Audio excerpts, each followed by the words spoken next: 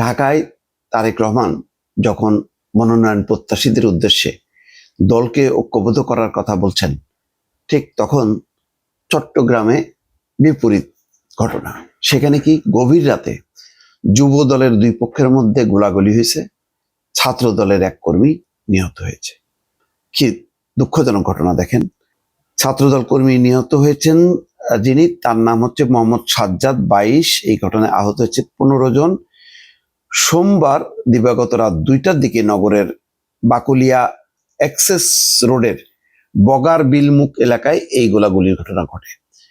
দলীয় এবং পুলিশ সূত্র বলছে ব্যানার ছেঁড়াকে কেন্দ্র করে এই ঘটনার সূত্রপাত হয়।